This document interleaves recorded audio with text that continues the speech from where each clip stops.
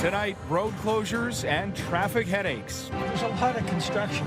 You really want good things to go forward, so I guess this is part of the price. Lane closures on Highway 417 and LRT Line 1 shut down, impacting commutes right across the city. The Home and Garden Show returns to Ottawa amid tariff turmoil. Since the tariffs came into place, more and more of our exhibitors are showcasing that they're Canadian. We check in with vendors and homeowners at the ever-popular event. And moving towards an end to homelessness. We need a city that is mobilized to end homelessness, and this race is an example of that. Hundreds of runners take part in the inaugural Race to End Homelessness.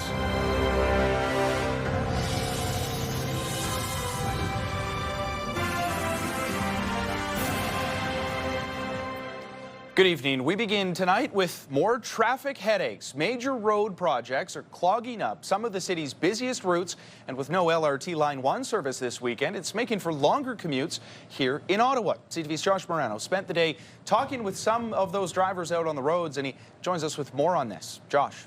Yeah, Austin, traffic is nothing new in the city, but some people I spoke with today say it's on another level. Highway lane reductions, no train service, and detours running through neighborhoods. It's making for a driving, headache-filled weekend. A 15-minute drive home for some has turned into nearly an hour. Standard days are not that bad, and the other side is pretty bad this time. Ottawa's construction season is dragging on as crews try to finish road work before the colder weather kicks in and a full LRT Line 1 shutdown is in effect. At that point, we'll have to take Uber. That's like the last chance we have for transporting. While frustration sets in for some, Rob Windover is looking on the bright side. I mean, yeah, we've been sitting here for a bit, but it's a gorgeous sunny day. Sunroof's open. We're having a good day, and we're chatting with you. So, side roads seeing more volume than normal for a weekend as construction continues for the O train expansion. The 417 experiencing lane reductions in both directions until Monday from Island Park to Kent. Along with no O train service this weekend, motorists are asked to take Carling Avenue. We're suburbanites, and we're not really down here a lot, but this is probably not the lifestyle we would want every day. Congestion also cutting through Little Italy as Preston Street deals with more of that overflow traffic that it has seen throughout the summer. Yeah, it was bad timing maybe for all the construction work, but you know what? Hopefully it all gets cleared up, and come snow time, we're good to go. But at Pub Italia, it hasn't affected business. The important thing is the evening traffic. I mean, that's where we're getting most of our business these days. And it really clears up by then, any buildup. For Windover, he'll take the traffic if it means more improved infrastructure in the city. Well, you know, there's a lot of construction. You really want good things to go forward, so I guess this is part of the price. So if you are planning out on heading out to enjoy the beautiful weekend weather this weekend, make sure to leave yourself some extra time as the highway and O train closures will be in effect until Monday morning. Austin. Yeah, and Josh, no amount of traffic should keep anyone away from Pub Italia. That is a legendary establishment. Thank you very much for this. CTV's Josh Morano reporting live for us tonight. Well, it's the 10th edition of the Ottawa Fall Home Show this weekend. Thousands of people attending the EY Centre, seeing just how far their money will go when it comes to home renovations. CTV's Dylan Dyson was at the event today, and he joins us with more on this. Dylan. Austin, from decks and patios to kitchens and bathroom renos, people in Ottawa are looking to upgrade their homes, but a slew of new U.S. tariffs are set to make those projects much more expensive.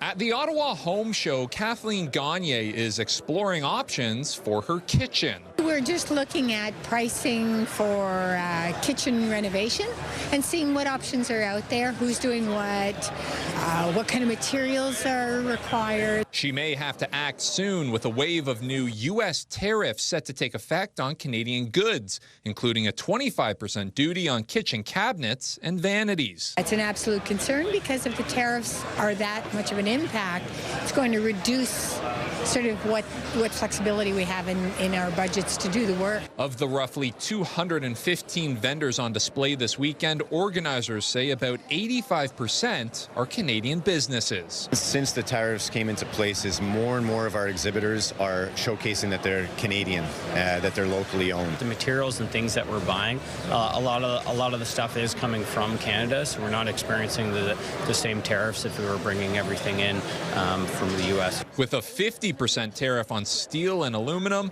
Ottawa company Roofs of Steel say they haven't sold a single American roof all year.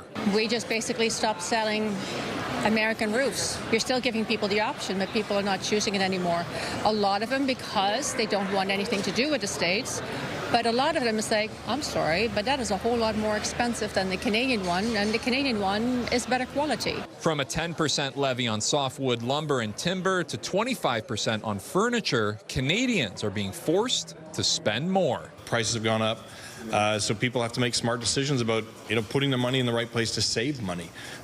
Tariffs, obviously, they're going to affect materials that are coming into the country. People are spending, without a doubt. I think more than before, they're just being a little more cautious, and this is where our shows come into play. They want to educate themselves a little bit more. After taking time to save up, Gagne believes now is the time to renovate. Waiting for the opportunity to do so, which can take many years, obviously. A lot of our houses are old in that, so yeah, a matter of getting the money together and then seeing what we can do with it. U.S. tariffs on Canadian softwood lumber and timber, kitchen cabinets and vanities, and furniture are all set to come into effect October 14th, with increases to those duties set for the new year. Prime Minister Mark Carney is set to meet with U.S. President Donald Trump on Tuesday. Austin. Yeah, and Dylan will have more on that meeting, teeing up those discussions a little later in the newscast. Thank you very much for this. CTV's Dylan Dyson reporting live for us tonight. Well, a big story here in the capital today. The warm weather. It's the first weekend of October, but it feels like summer is just stretching its limits here, and I'm not complaining. Right now, 25 degrees, mainly sunny conditions. We had a daily high of 27, and that's saying something because usually the normal high this time of year is just 15 degrees, and that's around where our low is going to be. 14 tonight with clear conditions here in Ottawa. Bancroft is going to be the cool spot at 9 degrees, but again, still above seasonal for them in Bancroft. Kemptville 13, Montreal 15 degrees. So even stretching into parts of Quebec, we're seeing highs well above seasonal, and tomorrow is going to be the same story, around 30 degrees. Really thinking around 28 to 30 is most likely, according to Environment Canada, and so that would be a record-breaking high for that day. The record was actually set in the 1940s. It's 27.2 degrees. That's what we're keeping our eye on for tomorrow. You can see the same high of 30 degrees for Gatineau. It was a busy few hours for Ottawa fire crews overnight, responding to 3 different fires right across the city. The first in a low-rise apartment building on Beach Street at around 10:20. Flames were spotted from a second floor unit, and several dogs were actually treated with oxygen at the scene. Paramedics say they also transported a man in his 30s to hospital in stable condition. 2 others were treated at the scene and then released. That fire was under control by about 10:35 p.m. and then just over 10 minutes later, another fire, this one at a commercial building at the corner of Osgood Street and Henderson Avenue. That building contains a restaurant, a barbershop, and a laundromat with apartments on the second floor. There were no injuries reported there. The third fire sparked just before 4:30 this morning in a townhome on Briarfield Crescent. There were several residents that were forced out, but no injuries have been reported there either. It took about 90 minutes to get that third fire under control. And Ontario Provincial Police are investigating a fatal motorcycle crash southeast of Renfrew early this morning. It happened on Burnstown Road between Calabogie and Fraser Roads.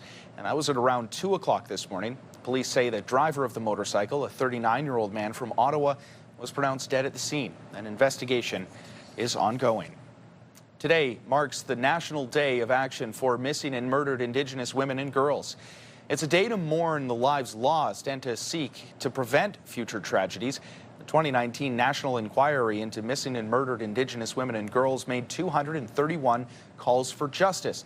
But 6 years later, many experts say very little progress has been made.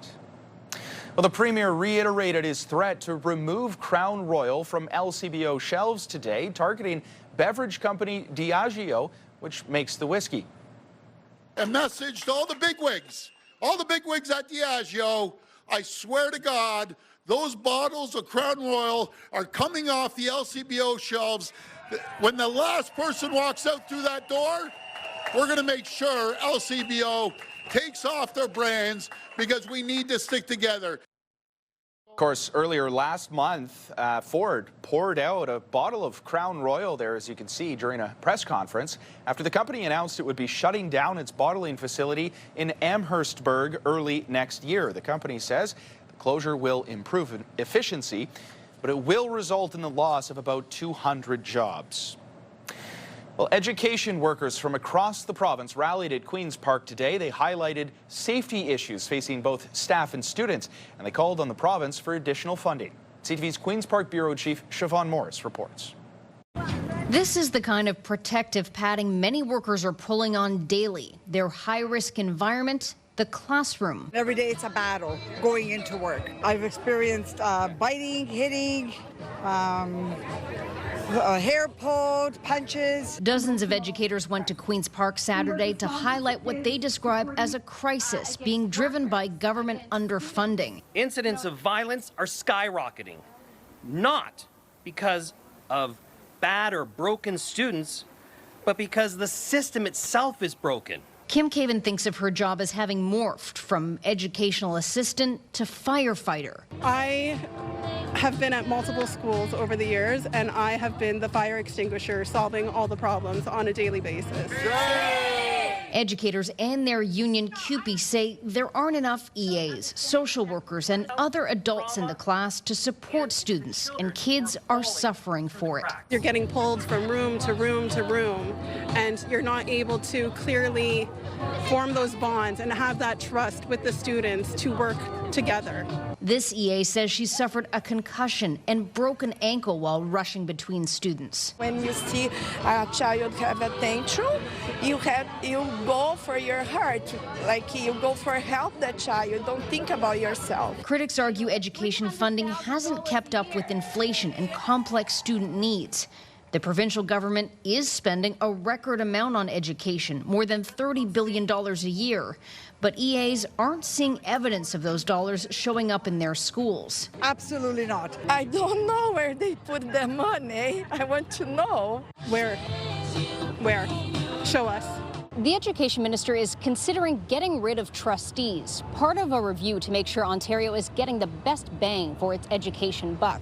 Paul Calandra will make a final decision by the end of the year. At Queen's Park, Siobhan Morris, CTV News. A first-of-its-kind event kicked off here in the capital today, the Race to End Homelessness. There were 1, 5, and 10-kilometer routes, all with the goal of ensuring that everyone has access to shelter. CTV's Camille Wilson was there, and she joins us with more. Camille, what more can you tell us? Austin, a brand new race took off from the RA Center today. It's called the Race to End Homelessness. The goal, eliminating youth homelessness, and hundreds of runners took to the starting line to all be a part of the solution. We can't go fast enough, the motto for the first ever Race to End Homelessness in Ottawa. It's an event that hits close to home for Michelle Gilbo. 40 years ago, myself homeless, this is a cause that's very dear to my heart, and I'm so excited my family came out to support it with me. 1, 5, and 10K distances, raising awareness, funds, and uniting the community to address homelessness. With 2 youths at home and knowing how many youth are now experiencing homelessness, I thought it was important to come here to represent and to raise awareness for the cause. I'm here to support the cause, but also my mom, because she's running, so I want to run with her. The race raising more than $28,000. We need a city that is mobilized to end homelessness, and this race is an example of that. There are way more people who care about this issue, who want to be involved but don't necessarily know how. The race is meant to also highlight the people and agencies on the ground to end homelessness, including the mayor's recent commitment to ending youth homelessness by 2030. There's nothing more important than everyone having a safe place to sleep at night, a place to call home, and especially for young people in Ottawa, it breaks my heart to know that there are dozens of young people who have nowhere to stay. Each step towards a future where everyone has a home. We live in Centertown, so we really see the lived experience of homelessness like right up front.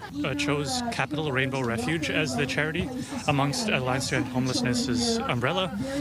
So to help refugees who are LGBTQ2 spirit get a place to stay in Ottawa. Being part of the movement and finishing strong for this family. It was awesome. A lot of people, a lot of encouragement. It was great. Mayor Mark Sutcliffe has yet to lay out concrete plans to reach his goal of ending youth homelessness in Ottawa by 2030. The measures will be outlined in the city's 2026 budget, set to be unveiled next month. Austin. Okay, Camille, thank you very much for this. CTV's Camille Wilson reporting live for us tonight. Well, fair season is wrapping up this weekend with the 169th annual Metcalfe Fair. The festive event brought hundreds to the rural community for family fun and tradition. CTV's Natalie Van Roy has that story. It's a weekend of fall fun at the Metcalfe Fair, an annual tradition for the Sloggett family. We like to get the soup and the grilled mushrooms, and then we like to see all the exhibits and the fruits and vegetables, and I always like to spend time with my family. We're just looking at all the nice food trucks and all the exhibits and the animals that they have here. The 169th annual community custom marks the end of the fair season in Ottawa. It's phenomenal. It's hot. The crowds are overwhelming. Everybody's here. We've got super events going on. We've got a dance tonight, events going on, fiddling and step dancing, square dance this evening. A major component is the championship shows. And, compete over who has the best cattle and the best vegetables and the best jams and jellies. Brings the entire community together. It's always nice to see, you go and you see every single person, it's so nice seeing the community support each other. And it was a memorable day for Emily Kelly, who was showing in the regional championship. She did good. She was first in her class and second overall. It's wonderful from a parent's perspective and from a leader's perspective. Seeing all of the kids that you've mentored and brought up is fabulous. With summer-like temperatures on a fall weekend, the rides and fairgrounds a popular spot. It's my first time at the Metcalfe Fair. I was very impressed with all the animals, especially the horses. It was really nice. I would say I like the wrestling and the heifers. And, it's just nice to see people out. Flowers and baked treats also on display for the judges. We just came in and we have to explore what else are there. But basically for the amusement centers here. Let's go! Families taking in a horror show, while horses showed their best to the crowd. Natalie Van Roy, CTV News. Fight like hell, don't roll over, and keep fighting. Still ahead, workers rally at a Stellantis plant in Brampton ahead of Prime Minister Mark Carney's visit to Washington. Before we go to break, here's a live look through our Centennial Glass sky cam. It's 25 degrees out there.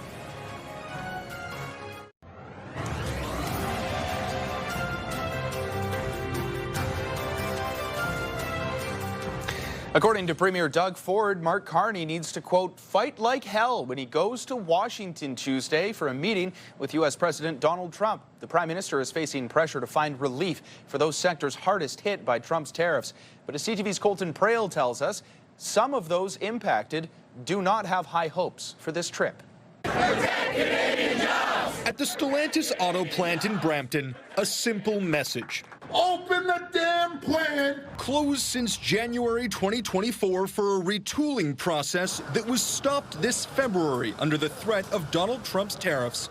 Roughly 3,000 workers here have been left in limbo. This has been difficult waiting because we're uncertain. We don't know if we're going to be coming back. Doug Ford is calling on Ottawa to find an answer for Canada's ailing auto sector when Donald Trump and Mark Carney meet in Washington on Tuesday. You better fight like hell, don't roll over, and keep fighting.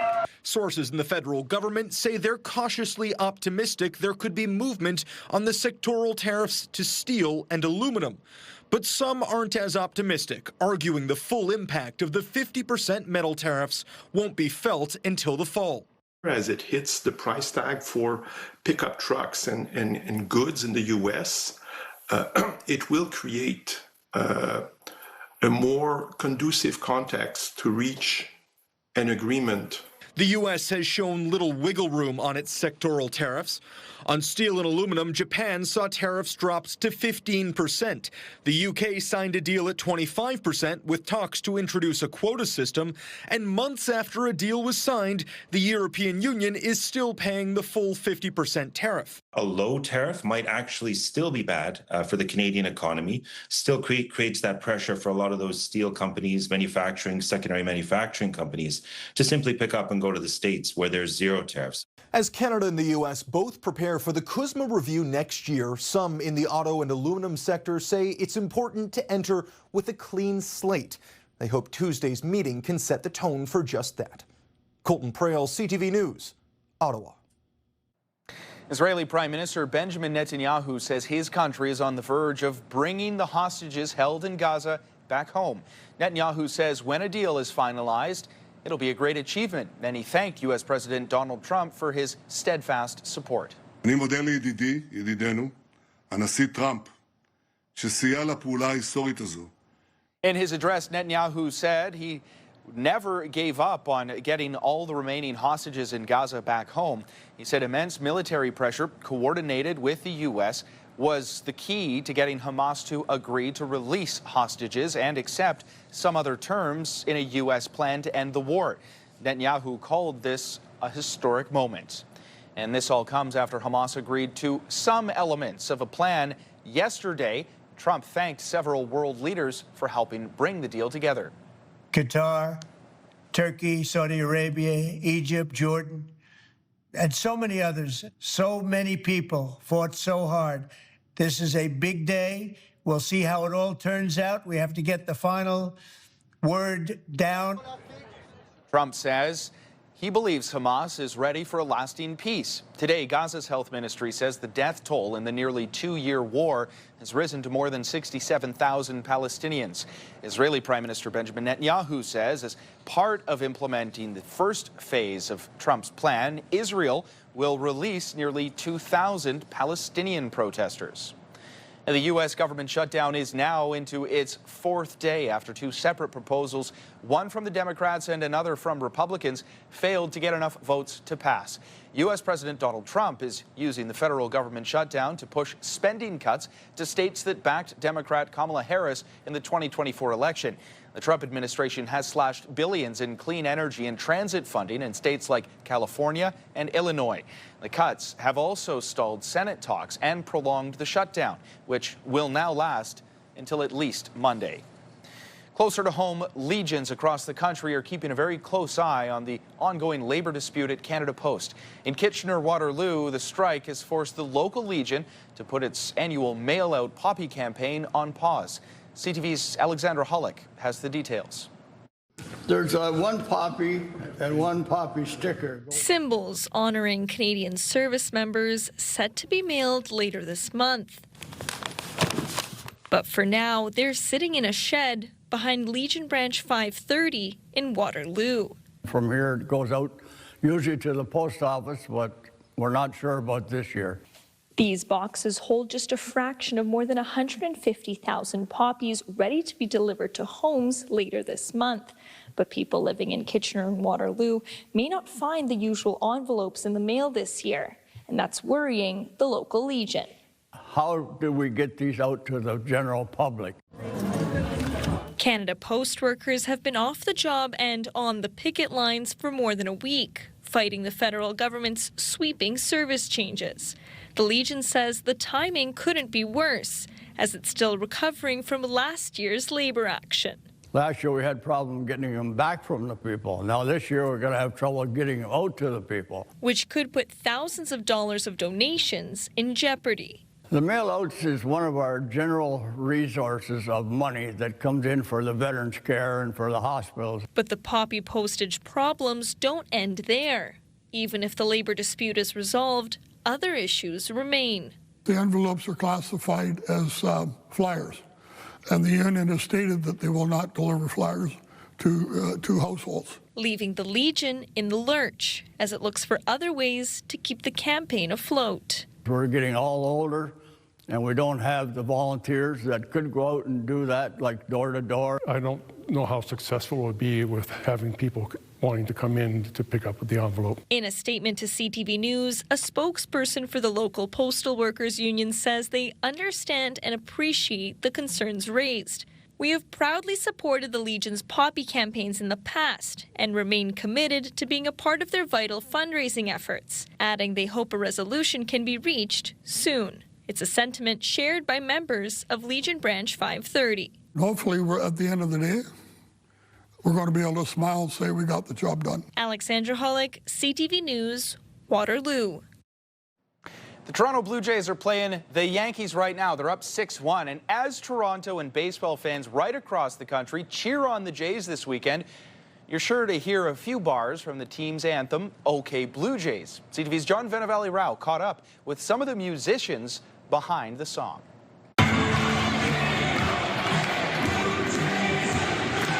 It's a staple of the seventh inning stretch whenever the Blue Jays play at home. A song that's been around for more than 40 years. You got a diamond, you got 9 men. And one musician, Jack Lenz, helped to compose in a single afternoon back in 1982. And that's not all. Yeah, it was an afternoon, a couple hours. Back then, Lenz and songwriting partner Tony Kosnick were asked to come up with a commercial to help market the Blue Jays to people who may not be baseball fans, which included Lenz and Kosnick, who'd never been to a big league game. Neither of us were qualified to write that song. Lenz says then Blue Jays executive Paul Beeston met with him and told the pair, when writing the song, to take into consideration the team was just 5 years old. He didn't want to promise too much, so we could say they were okay. That was exact words. But fortunately, okay rhymed with Blue Jays, right? They figured the song they came up with would last about a year, but it was released as a record that eventually went gold, selling more than 50,000 copies. This is original. This goes back to 1982. Yeah. Lenz showing us the sheet music that's now a piece of Blue Jays history. You got the bleachers. You got them from spring till fall. A song that featured the voice of musician Keith Hampshire. A little OK Blue Jays. Who says almost no one knows it's him singing the lyrics. I go to the ball games now with my grandson, and when he was little, he used to look at me and go, "Is that you, Papa?" I go, "Yeah, that's me, son." Hampshire is a big Jays fan and pleased the song lives on. Okay. And like Lenz, hoping the team is more than just okay in the playoffs. Let's. John Venevali-Rao, CTV News. Crack. Toronto. We're doing nothing but increasing in obesity rates across Canada. Still ahead, new data suggests most adults in the country are now classified as overweight or obese. Get the latest live local breaking news. Sign up now for our morning and evening CTV News Ottawa newsletter. The best local content from CTV News, Your Morning Ottawa, and News Talk 580 CFRA. Get it all in one place. Sign up now at ctvnewsottawa.ca. The CTV News Ottawa newsletter is brought to you in part by CAA Business.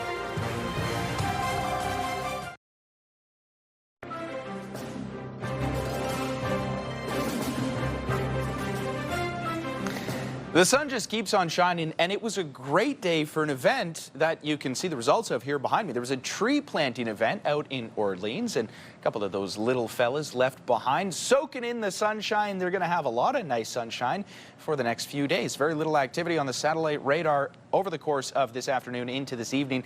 We're going to start out on the East Coast, as we always do. St. John's at around 8 degrees and a little bit of rain coming down there too. Goose Bay, 8 degrees. Halifax, pretty warm right now at 16. We are sitting at 25, so we got them beat. Same with Toronto, and Windsor is the hot spot, 29 degrees. That warmth is going to be making its way towards us over the next 24 hours or so. Right now it is 19 degrees in Quebec City. Out on the prairies, a lot cooler than what we've seen over the course of this summer. They've had a scorcher, but not today. Calgary, 8 degrees. Edmonton at 10.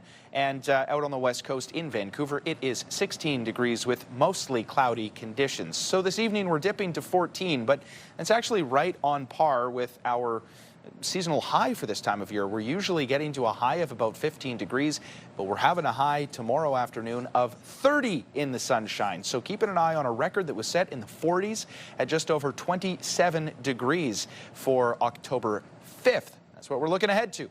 29 is the high in the Ottawa Valley. We've got an expected high of 29 degrees by tomorrow afternoon along the Seaway as well. Sunshine everywhere you look, and the 7-day will paint a real toasty picture, at least until Wednesday, when things will start to cool off. And then you can see the low on Thursday. 14 degrees is the high, 0 degrees is the low. So keeping an eye on that. We'll enjoy this warmth while it hangs around. New data from Statistics Canada finds most adults in the country are now classified as overweight or obese, which can have significant impacts on overall health. CTV's Adrian Gobriel has more. Canadians' waistlines are expanding at a new record pace. We're doing nothing but increasing in obesity rates across Canada. Pointing to pandemic-related lifestyle changes as part of the problem, released this week, this Stats Can report monitored Canadians from 2022 to 2024. It found that 68% of those aged 18 to 79 were classified as obese due to their body mass index known as BMI. It doesn't factor in certain things. It may be underestimating, it may be overestimating.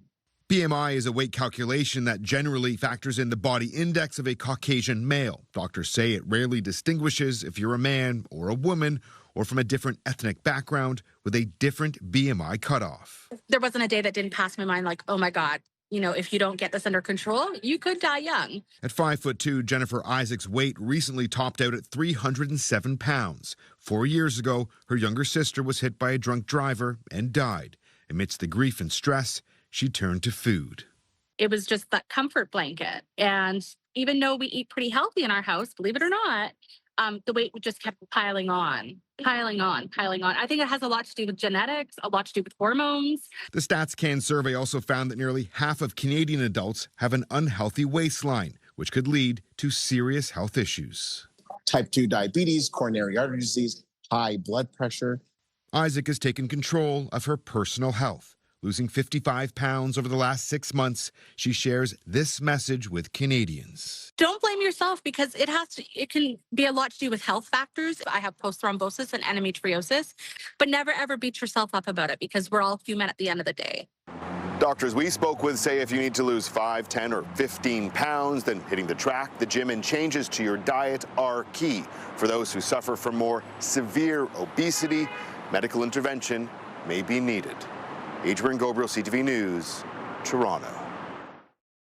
Researchers at McMaster University and MIT say they've made a scientific breakthrough that could offer new treatment options for people living with inflammatory bowel disease. Canada is one of the countries with the highest rates of Crohn's disease and colitis. Patients with those conditions suffer from inflammation in their digestive tract. There's no known cure, but there are some treatments, and sometimes doctors will prescribe antibiotics to help patients address flare-ups. However, researchers involved say those treatments risk killing good microbes along with the bad. But using an AI tool, they were able to develop a narrow-spectrum antibiotic that directly targets E. coli bacteria while reducing unwanted collateral damage. The findings were published in Nature Microbiology. The cost of unintended pregnancies actually runs economically into the billions. Well, Canada has a high level of birth control use, but despite that, we also have a disturbingly high rate of unplanned pregnancies. CTV's Pauline Chan will have the details on that when we return. iHeartRadio Weekenders is powered by Barhaven Ford, Ottawa's newest and largest Ford store, and Eastern Ontario's Ford EV leader. It is now time to check in with our iHeartRadio Weekender, Tanea Taylor. Tanea. You still have time to catch the Metcalfe Fair this weekend, presented by the Metcalfe Agricultural Society. It, of course, features all your fair favorites like a midway and lots for the kids, along with livestock shows and, of course, live entertainment. And coming up tomorrow, the RBC Race for the Kids. This is your chance to challenge yourself with a 5K, 10K, or a 2K family fun run, or cheer on the runners. This also features bouncy castles, a mechanical bull, which sounds like a lot of fun, games, and lots more. It all takes place at Wesley Clover Parks. For all the details on these events and everything else happening around the capital this weekend, check ctvottawa.ca/weekenders. For the iHeartRadio Weekenders, I'm Tanea Taylor. Have a great one. iHeartRadio Weekenders is powered by Barhaven Ford, Ottawa's newest and largest Ford store, and Eastern Ontario's Ford EV leader. Canada has a high level of birth control use, but despite that, we also have a very high rate of unplanned pregnancies. We get more on this from CTV News health reporter Pauline Chan. In Canada, just over 72% of women of reproductive age use some form of contraceptive. Condoms are the most popular, followed by birth control pills. But these methods are known to fail occasionally, and our rate of unplanned pregnancies is 265,000 every year, with 100,000 of those ending in abortion. And Dr. Dustin Kostescu says Canadians do have more reliable methods available. LARCs are an acronym for long-acting reversible contraceptives. These are a family of birth control options that by definition you need to use or administer less than once per year. Contraceptives such as IUDs and progestin implants. We have seen a slow and steady increase in LARC methods. We're at about 7 to 8%, in the country, but that falls behind France, the European Union, and the UK, where you see LARC rates, closer to kind of the 20% range. Why aren't LARCs as popular?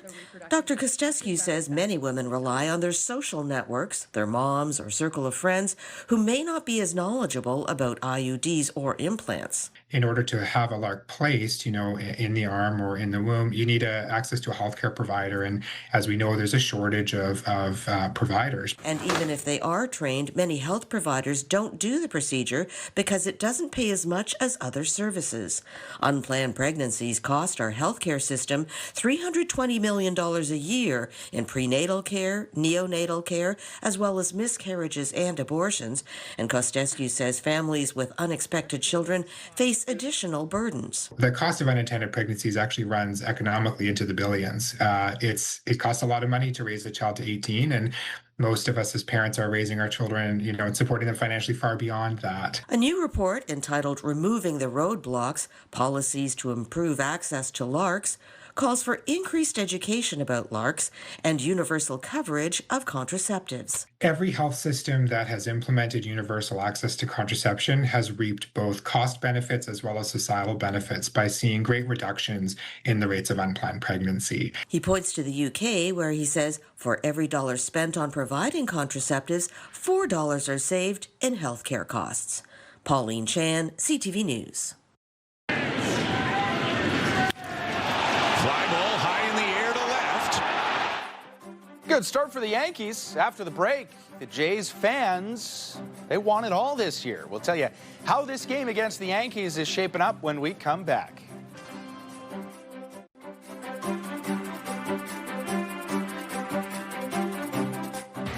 Welcome back. We want to share some details on some of the stories that you need to know right now. And to help us with this, CTV's Kimberly Fowler's here. Kim? Well, thanks, Austin. Let's start with a commemorative tree planting today put on by the Irish Society of the National Capital Region.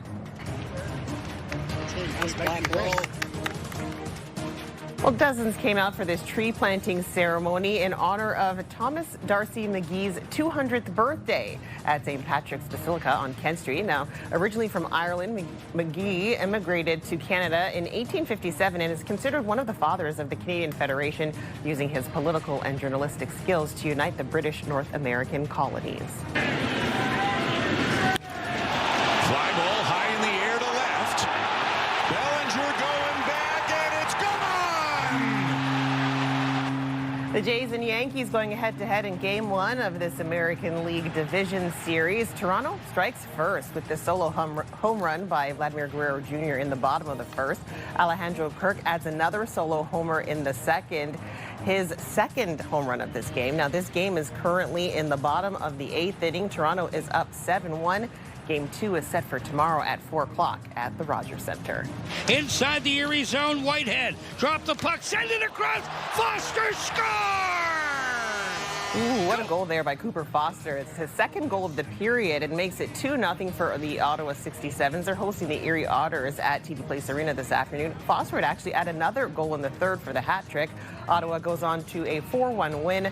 They're now 4-0 to start the OHL season. Today's game also showed some love to the Ottawa Red Blacks, with the Barber Poles playing in special edition Red Blacks themed jerseys. Puck comes off a wall. Zetterberg buries it in Ottawa. Busts the shutout bid by Bennington.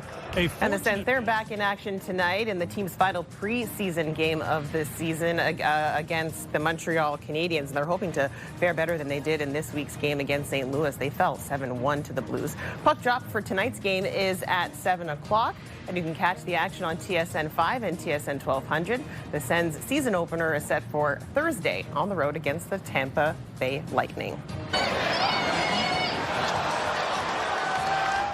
And a reminder for tomorrow's Panda game, police and bylaw officers are urging students to celebrate responsibly and respect the communities. In recent years, festivities have come with university students being on their best behavior, but heavy warnings have been happening annually ever since things got out of hand back in 2021. And that's when thousands of students took to the streets of Sandy Hill and got a car flipped onto its roof. The following year, more than half a dozen people were arrested and dozens of tickets were also handed out.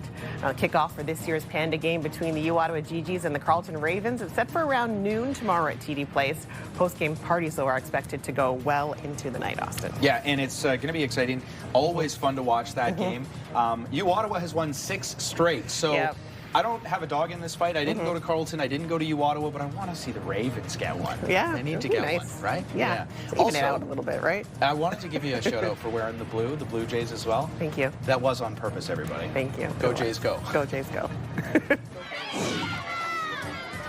Coming up, one step at a time. These tortoises are racing for glory, and they're doing it in style, too. They look pretty good. We'll also have another check on your weather forecast when we come back. Before we go to break, as a live look through our Centennial Glass Sky Cam, it's cooled down a little bit, but it is still 22 degrees. Tonight, the Jays and Yankees go head-to-head in their first ever playoff matchup. It's just so much excitement, you can't even believe it. Go, Jays, go! How fans nationwide are rallying behind the Toronto team later on CTV National News. The National Capital Region is jam-packed with incredible experiences you don't want to miss. Hey, I'm Sanaya Taylor, your iHeartRadio Weekender, powered by Barrhaven Ford. Get the inside scoop on all the biggest and best events every Thursday, Friday, and Saturday on CTV, Move 100, Pure Country 94, TSN 1200, and News Talk 580 CFRA. iHeartRadio Weekenders is powered by Barrhaven Ford, Ottawa's newest and largest Ford dealership, and Ontario's #1 Ford EV dealer. Hairstyles, courtesy of Salon Fiorella. Here's a recap of the top local stories we're following right now. This is probably not the lifestyle we would want every day. Some frustration on the roads here for many in the capital. Lane reductions due to construction on Highway 417, and there's also an LRT Line 1 shutdown. Since the tariffs came into place, more and more of our exhibitors are showcasing that they're Canadian, that they're locally owned. The Ottawa Fall Home Show returns as Trump's tariffs targeting lumber, kitchen cabinets, furniture, and more dominate the discussion. We need a city that is mobilized to end homelessness, and this race is an example of that. And taking steps to end homelessness here in Ottawa, the inaugural Race to End Homelessness kicks off in the capital, and as you see there, hundreds of people took part in the event, and they had some beautiful weather as well. A couple of weather records that we're keeping an eye on, especially for tomorrow, waking up to 15 degrees, and already that is our average high for this time of year, getting to a daytime high of around 30 degrees, and so the record is 27.2. We will see another record watch on Monday with a high of 28 degrees, and then things start to cool off with some showers on Tuesday, then a high of 14 on Wednesday and Thursday, getting back to those seasonal temperatures. But then look at that, warming up a little bit again above seasonal, so a mixed bag over the next several days, and I don't think you'll find many people complaining about this warmth. so early in fall. Well, finally for us tonight, a colorful race taking place in Venezuela this weekend during the annual celebration of patron saints. Yeah, and this was anything but fast. Slow and steady wins this race. 80 tortoises. You can see them there painted and decorated and ready to crawl. A slow but colorful competition as the tortoises race for glory in a beloved tradition, a vibrant celebration honoring St. Francis of Assisi, the patron saint of animals. It was a 20-year-old tortoise named Roberto that claimed the first prize in his debut race, a rookie. Way to go, 20 Roberto. years old. Way to go. I'm not sure if either of those are Roberto, but he's checking out that shell, that's for sure. Yeah.